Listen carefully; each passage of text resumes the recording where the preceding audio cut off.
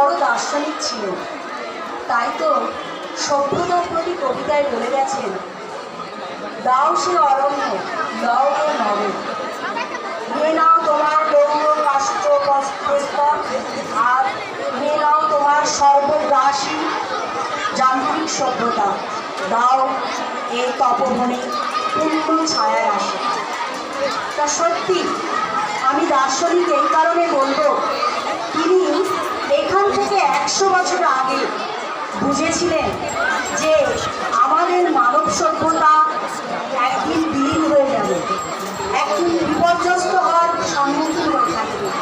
তার কারণ আমাদের যান্ত্রিকভাবে আমাদের অভ্যস্ত হওয়া, আমাদের বৃক্ষছেদন করা, অরণ্য ধ্বংস করা। সুতরাং অরণ্যকে ফিরিয়ে আনতে হবে। তাই তিনি কী করলেন? তিনি 1925 সালে পঞ্চবটি বৃক্ষরোপণের দ্বারা বৃক্ষরোপণ উৎসব শুরু করলেন। তারপর থেকে তার মৃত্যুর পর 22শে শ্রাবণ দিনটাকে বিশেষভাবে উপলক্ষ করা হয় যে এই দিনটাকে আমাদের বৃক্ষরোপণের জন্য উদ্যোগ নিতে হবে। কারণ শ্রাবণ মাস বৃষ্টির কাল, সেই বৃষ্টিতে গাছ বেঁচে থাকার লাগানো উপযুক্ত সময়। যদিও রয়েছে 5 জুন বিশ্ব পরিবেশ দিবস, সেই দিবসে অনেকে গাছ লাগায়, কিন্তু তবুও বলবো দার্শনিকের কথায় 22শে শ্রাবণ মাসেই যথাযথ, কারণ গাছগুলো বাঁচবে।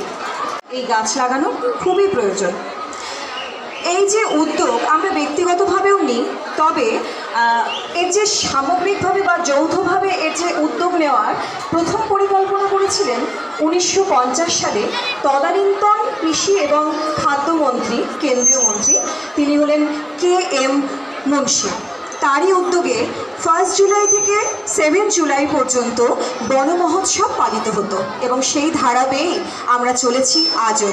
আমাদের পশ্চিমবঙ্গ সরকারও 14 জুলাই থেকে 20 জুলাই পর্যন্ত বন মহোৎসবের একটি অনুষ্ঠান রেখেছিলেন। ওই যে স্যার প্রথমেই বললেন যে বিভিন্ন প্রাকৃতিক দুর্যোগের কারণে এবং সমস্ত কিছু প্রতিকূলতা কাটিয়ে আজ 24শে জুলাই আমাদের রামকিশোরপুর রাধানগর উচ্চ বিদ্যালয়ে আমরা সেই উৎসবে সবাই মাতোহারা হয়ে উঠতে চলেছি এবং আমরা সবাই বৃক্ষরোপণের মধ্যে দিয়ে পরিবেশে আমাদের কিছুটা ধন্যবাদ জানাতে চলেছি। ছায়া ঘেরা গাছের নিচে শান্তি খুঁজে পায়, গাছের ফলে পুষ্টি যোগায়, পুরায় মনের সার। আসুন সবাই গাছকে বাঁচায়, মিলাই কাঁধে কাঁধ।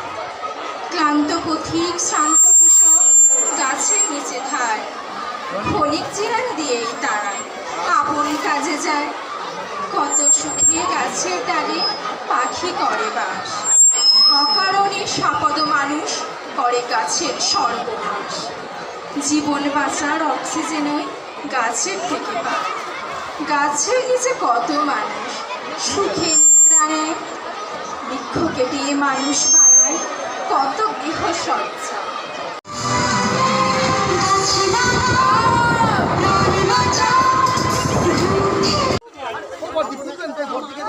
একটা মগ নিয়ে আয় না রে।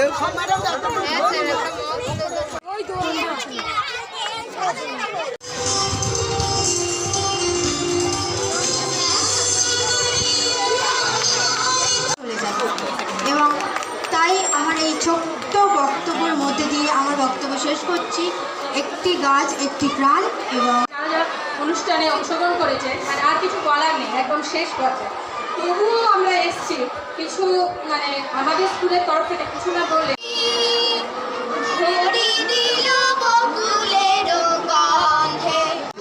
তোমাদের ভিতর এই ধরনের একটা চিন্তা ভাবনা কাজ করেছে, এই জন্য আমি তোমাদের ধন্যবাদ জানাই।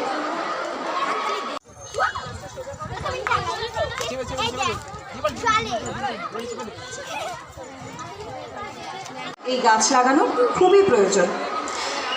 এই যে উদ্যোগ আমরা ব্যক্তিগতভাবেও নিই, তবে এর যে সামগ্রিকভাবে বা যৌথভাবে এর যে উদ্যোগ নেওয়ার প্রথম পরিকল্পনা করেছিলেন 1950 সালে তদানীন্তন কৃষি এবং খাদ্যমন্ত্রী, কেন্দ্রীয় মন্ত্রী, তিনি হলেন KM মুন্সি। তারই উদ্যোগে 1 জুলাই থেকে 7 জুলাই পর্যন্ত বন মহোৎসব পালিত হতো এবং সেই ধারা বেয়েই আমরা চলেছি আজও। আমাদের পশ্চিমবঙ্গ সরকারও 14 জুলাই থেকে 20 জুলাই পর্যন্ত বন মহোৎসবের একটি অনুষ্ঠান রেখেছিলেন। ওই যে স্যার প্রথমেই বললেন যে বিভিন্ন প্রাকৃতিক দুর্যোগের কারণে এবং সমস্ত কিছু প্রতিকূলতা কাটিয়ে আজ 24শে জুলাই আমাদের রামকিশোরপুর রাধানগর উচ্চ বিদ্যালয়ে আমরা সেই উৎসবে সবাই মাতোহারা হয়ে উঠতে চলেছি এবং আমরা সবাই বৃক্ষরোপণের মধ্যে দিয়ে পরিবেশে আমাদের কিছুটা ধন্যবাদ জানাতে চলেছি।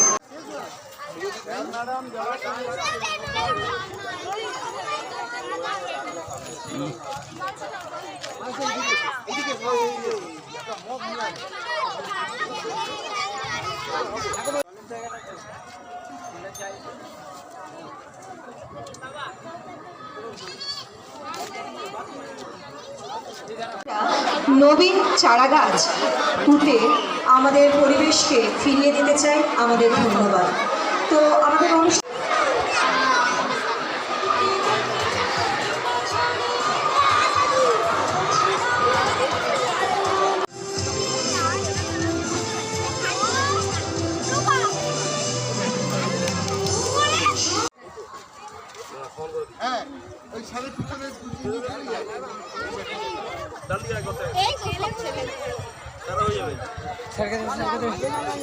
সেদিনই মনে হয়েছিল যে আমাদের শিক্ষাদান আমরা যে উদ্দেশ্য নিয়ে বিদ্যালয়কে চালাই আমরা কিছুটা